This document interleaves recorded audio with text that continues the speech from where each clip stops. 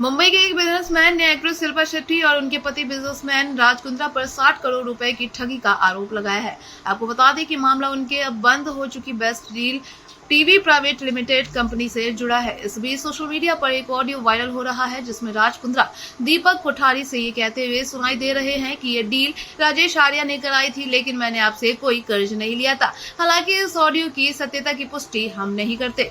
शिकायत करने वाले बिजनेसमैन दीपक कोठारी का कहना है कि 2015 से 2023 के बीच उन्होंने बिजनेस बढ़ाने के लिए कपल को कुल 60 करोड़ रुपए दिए थे और वही बता दें कि लेकिन यह रकम निजी खर्चों में लगा दी गई। दीपक कोठारी के मुताबिक उनकी मुलाकात 2015 में एजेंट राजेश आर्या के जरिए शिल्पा और कुंद्रा से हुई थी। इस समय दोनों बेस्ट डील टीवी के डायरेक्टर थे और शिल्पा के पास कंपनी के 87% से ज्यादा शेयर थे। एक मीटिंग में तय हुआ कि शिल्पा और राज कुंद्रा की कंपनी को दीपक लोन देंगे। कंपनी के लिए 75 करोड़ रुपए का लोन मांगा था, जिस पर 12% सालाना ब्याज तय हुआ। दीपक कोठारी का आरोप है कि बाद में शिल्पा और कुंद्रा ने उनसे कहा कि लोन पर टैक्स की परेशानी आ सकती है, इसलिए उसे इन्वेस्टमेंट के रूप में दिखाते हैं और हर महीने रिटर्न देंगे।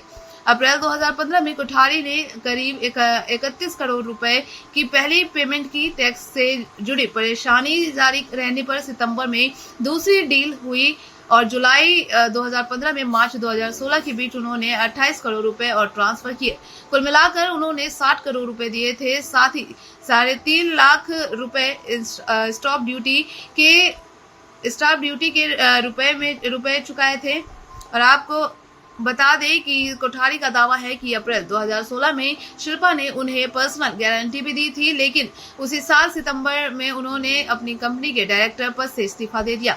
इसके बाद शिल्पा की कंपनी पर 1.5 करोड़ रुपए का कर्ज न चुकाने का मामला सामने आया है। कोठारी को इसकी कोई जानकारी नहीं थी। उन्होंने कई बार अपने पैसे वापस मांगे, लेकिन कोई जवाब और पैसे नहीं मिले।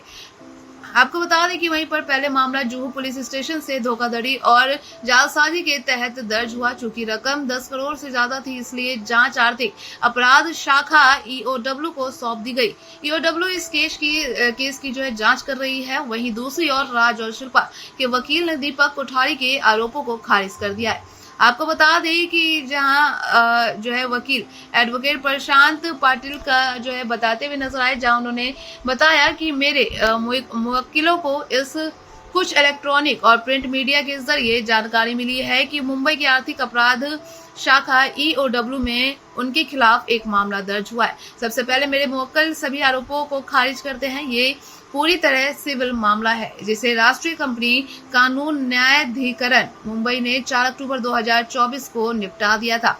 ये पुराना लेन देन है जिसमें कंपनी आर्थिक संकट में आ गई थी और बाद में यह लंबी कानूनी प्रक्रिया में उलझ गई।